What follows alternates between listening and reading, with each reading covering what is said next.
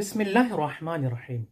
سورہ بقرہ آیت نمبر 183۔ یا ایھا الذین آمنوا کتب علیکم الصیام، ہم نے روزے آپ پر واجب قرار دیے ہیں۔ صیام کسے کہتے ہیں؟ صیام عربی زبان کا لفظ ہے۔